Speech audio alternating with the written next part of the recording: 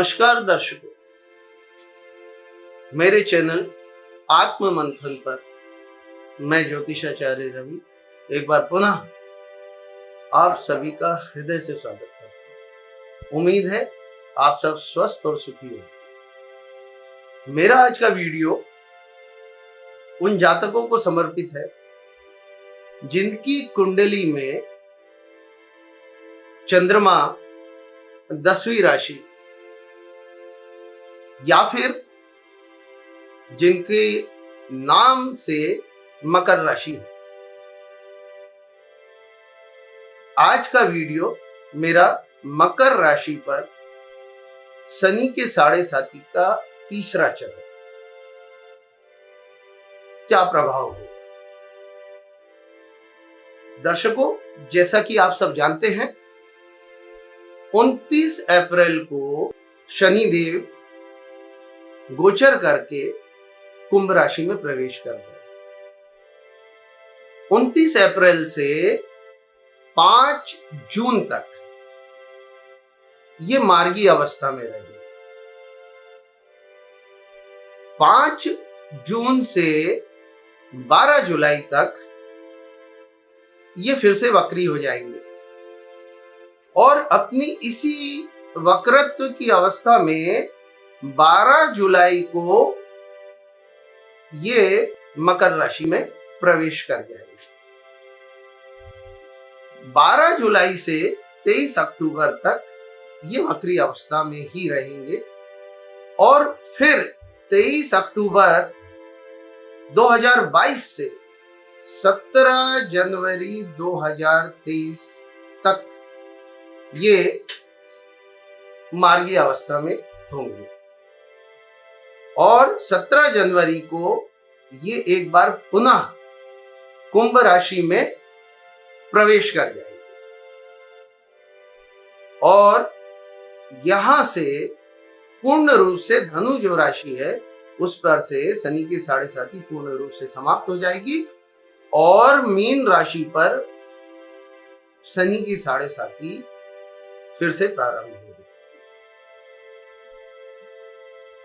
अब जो ये मैंने आपको बताया कि शनि जिन तिथियों में वक्री और मार्गी रहेंगे, ये बताने के पीछे मेरा कुछ उद्देश्य है जो कि मैं आगे आपको वीडियो में बताऊंगा। देखिए, मकर राशि के जो भी जातक हैं उनके स्वामी स्वयं शनि देव ही और इस समय वो कुंभ राशि में गोचर कर रहे हैं। तो कुंभ राशि में वो जब गोचर कर रहे हैं तो कुंभ राशि द्वितीय राशि होगी, वहां से सेकंड हाउस होगा। अब सेकंड हाउस काहे का होता है? आपकी संचित धन संपत्ति, आपकी वाणी, आपका कुटुंब।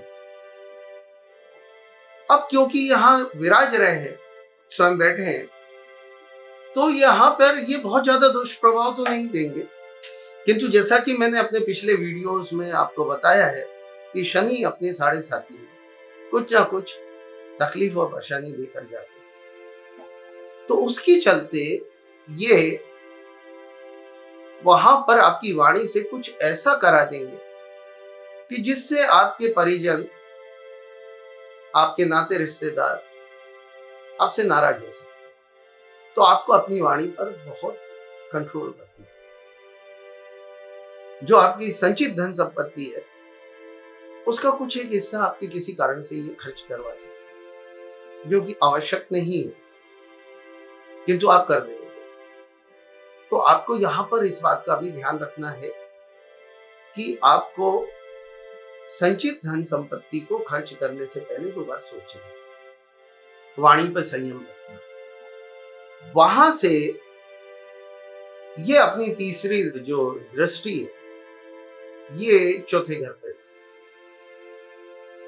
अब इनकी दृष्टि का प्रभाव तो ज्यादातर नेगेटिव है,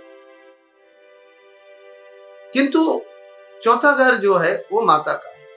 तो माता से आप आपके वैचारिक मतभेद करा सकते हैं या उनके स्वास्थ्य को हानि पहुंचाने का काम कर सकते हैं। ये भौतिक सुख सुविधा है, घर गाड़ी वाहन का भी होता है। तो आप हो सकता है अपने घर का रिनोवेशन में, क्योंकि धन खर्च कराना है, रिनोवेशन में बहुत सारा पैसा लगा दे, या कोई नया मकान घर वगैरह खरीदने का प्लान कर सकते हैं, या अपने पुराने मकान को बेचने का निर्णय ले सकते हैं। साथ ही साथ यही स्थिति आप वाहन पे भी कर सकते हैं कि आप कोई वाहन खरीद सकते हैं या अपने किसी पुराने वाहन को एक्सचेंज कर सकते हैं, बेच सकते हैं। तो यहां पर भी आपको सोच समझ के कदम उठाना। यहां से शनिदेव अपनी 7वीं दृष्टि से 8वें घर को देखते हैं। 8वां घर के कारक वो स्वयं है, किंतु 8वां घर शुभ नहीं माना जाता। ये बीमारियों का कारक हो सकता है, आपको चोट चपेट लग सकती है, एक्सीडेंट वगैरह करा सकते हैं। साथ ही साथ ये घर आध्यात्म, तंत्र मंत्र और गुप्त विद्याओं का भी है। तो आप आध्यात्मिक स्थितियों में जा सकते हैं और वहां पर जाने के बाद आप कुछ एक धन वहां पर अपना खर्च भी कर सकते हैं।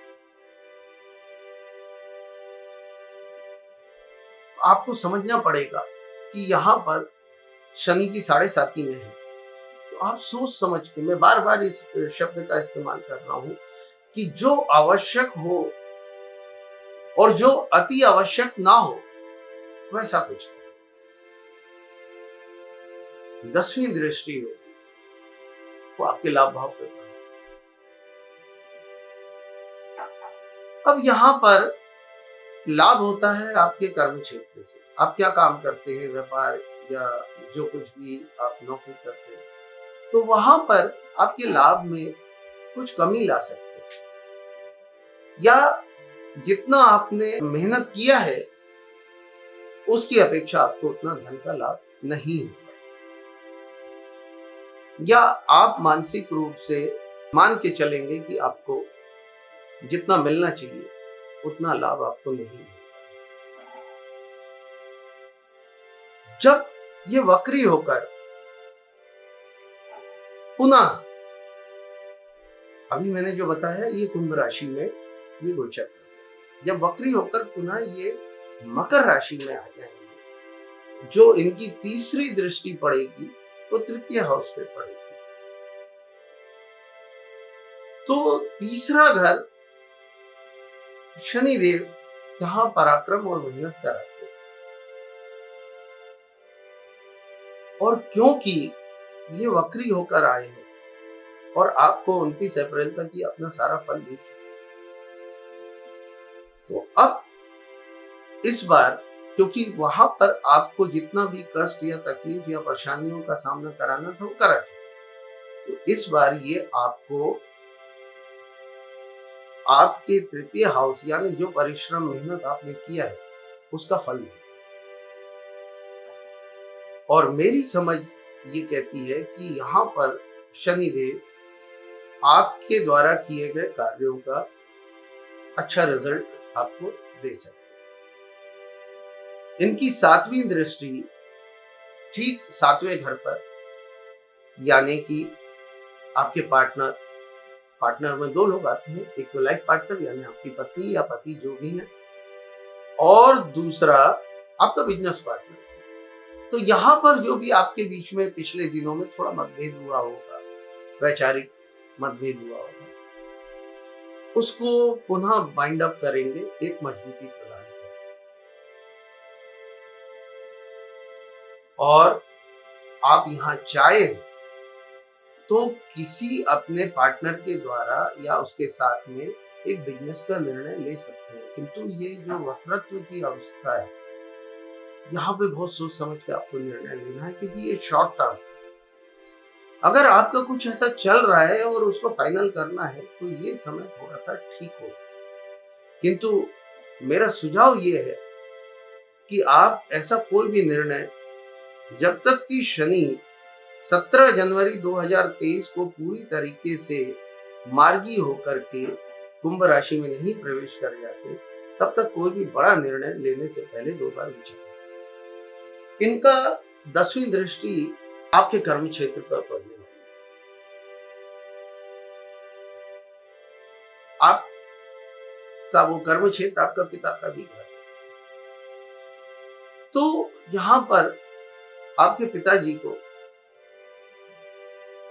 थोड़ा सा शारीरिक कष्ट हो सकता है। आपके कर्म क्षेत्र में आपके जो कलीग्स हैं, जो बिजनेस राइवल्स हैं,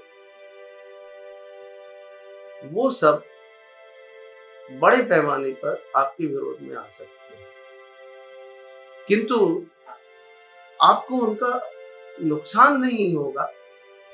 आप उनका डटकर सामना कर जाएंगे, पर आपको परेशानियों का सामना करना पड़ सकता है।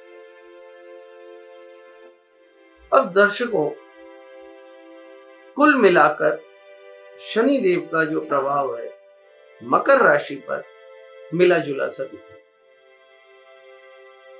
आपको अपने संचित धन को बहुत बचाना है, अपनी वाणी को संयम में रखना है।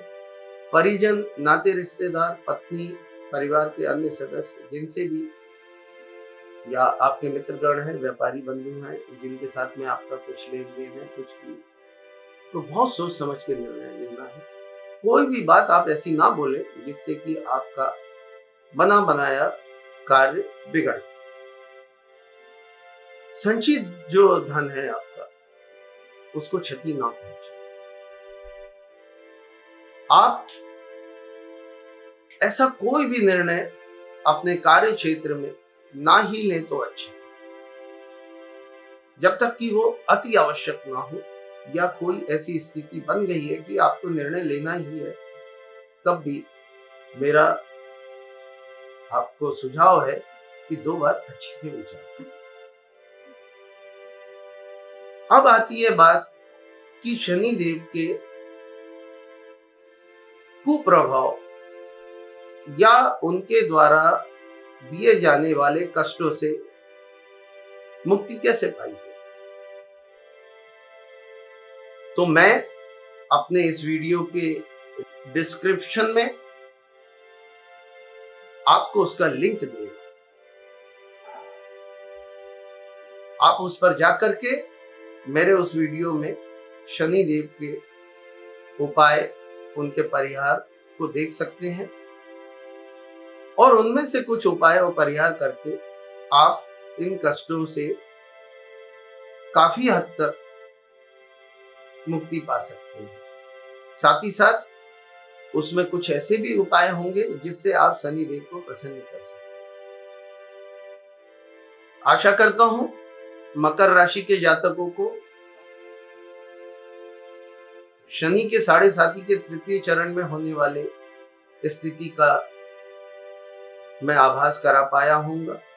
एक बात और यहाँ बताना चाहूंगा कि जब शनि अपने अंतिम चरण, जो कि मकर राशि पर है, यानी तृतीय चरण से जब वो जाते हैं, तो जाते जाते अंत में ये 1.25 साल से माना जाता है, किंतु मेरा जो अनुभव रहा है उस हिसाब से लगभग 6 महीने आखिरी के आपको बहुत अच्छी रिकवरी देते हैं। जो कुछ भी आपका मानसिक, शारीरिक, आर्थिक जो भी आपका नुकसान हुआ है, उसकी काफी हद तक भरपाई भी करा देते हैं। तो आप लोगों को ये सारे परिहार करें जो मैं उपाय आप लोगों को बता रहा हूँ। मेरे वीडियो में मैंने काफी अच्छी तरीके से सारे उपायों को बताया है। किसी को कोई बात नहीं समझ में आई तो मेरा व्हाट्सएप नंबर है, उस पर मैसेज करके मुझसे संपर्क कर सकते हैं। ऊपर आई बटन पर आपको मेरा वो लिंक दिख रहा होगा। साथ ही साथ मैं डिस्क्रिप्शन में अपने इस वीडियो में आपको उसका लिंक दे रहा हूं, आप उसे देखें। आप सब खुश रहें, आप हमेशा स्वस्थ रहें, शनि देव की कृपा आप पर बनी रहे। इन्हीं शब्दों के साथ आपसे विदाई लेता हूं। धन्यवाद। नमस्कार।